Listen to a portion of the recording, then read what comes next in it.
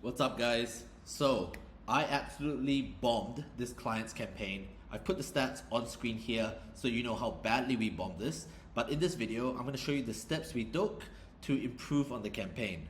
So quick context, this startup reached out to us as they're trying to find product market fit fast, right? So what we do with these sorts of clients is we start using cold email because it's extremely scalable and the iteration cycles or improvement cycles are extremely tight and you can change things very, very quickly, as we'll show you in this video, right? So they weren't sure necessarily what offer would resonate with the market. So naturally, of course, some things will fail as you do these testings, right?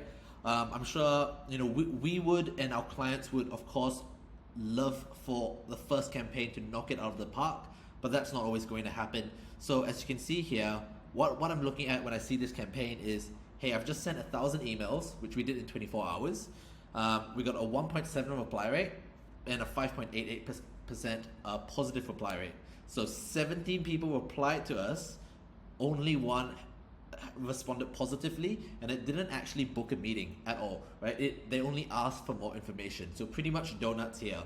But because we've done this before, what are we thinking is, one, we know that we're actually landing in the inbox because people are applying to us. So we know it's probably not a deliverability issue, right? And secondly, we know now what doesn't work in that market. So either we're speaking to the wrong people or our offer is completely off and they're just not interested at all. Sometimes when I get campaigns like this, this is really how I feel, when I see these sorts of results. I've been doing this for a while. You think I would know better, but sometimes you just suck and you're just gonna have to keep improving. So what did we do? So basically, it's very simple, right? It's how to do anything better. This works for everything, not just cold email. We took an action, we gathered feedback, we analyzed, and now we need to improve, right? Without these two steps, you're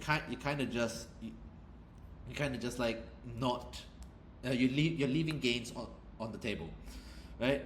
Because what really happens with pretty much any exercise, and we have to go through this for every client, we pretty much start from ground zero, right? Every client is slightly different. They have a slightly different offer, or they have a slightly different business, right? So every time we start with someone, we're basically saying that, hey, we have 0 attempts right now, and it's gonna be a steep learning curve before we figure things out. Of course, this can be mitigated because we do have a fair bit of experience in getting results for clients, and we've probably worked with someone similar. For example, we work with a lot of SaaS and AI businesses as well, and we can pretty much kind of start here, even though everyone's slightly different, because we understand what works within their market, even though we don't necessarily understand what offer resonates. So we can kind of mitigate some of that learning. But if it's completely new, you need to understand that you start here, and if you give up on, let's say, cold email in this example, and you then move on to like paid ads, cold calling, or anything, you then start back again at 0. So instead of doing that, give it a couple shots to see if there's any sort of progress, and I'll show you exactly what happens here. And I've got a quick inspiration intermission here. I didn't fact check this quote at all, but who doesn't like a Confucius quote? It does not matter how slowly you go, as long as you do not stop. So inspirational. But anyways, time to get a little bit more serious. This is what we did. What we did is, one, we stopped the campaign immediately because we've sent 1,000 emails and didn't get a response. So pretty much after 1 day, we stopped the campaign.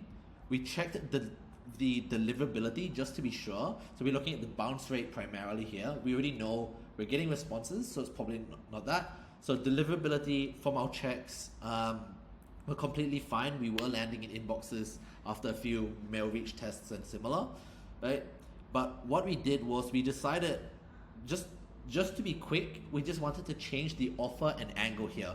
We of course could change the audience completely, but we didn't think that was wise because, one, it would be a bit slower to try to gain hypothesis and scrape new leads. So the fastest thing to do is just change the copy completely, change the offer, and see if we could kind of resonate with the market, right? So we actually, for this campaign, scraped 6,000 leads here, and we had only contacted 1,000. So we had 5,000 more leads that we just didn't need to scrape again, and we could test something new on.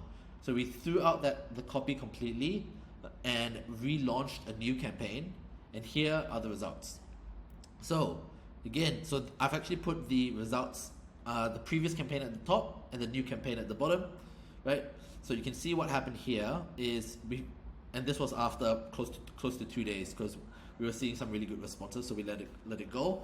Originally, like I said, nothing good here, but now we see, 33 people replied and 11 positive responses, and this actually booked about 8 meetings already, right? So all within a week, we changed the campaign, didn't have to scrape anything, and we just changed the offer, and immediately the reply rate didn't increase too much, right? We're reaching execs here, so the reply rate's never going to be, like 5% or above, and that's already quite high, right? So we increased the reply rate by 0.22%, but we increased the positive reply rate by 27.45%, which is a crazy increase, just purely on changing the offer, right? Speaking to the same people, same leads. We just changed the copy, and it immediately resonated. Within the next 48 hours, 8 meetings were booked for this client. So happy days. Very quick video. Hope that all made sense.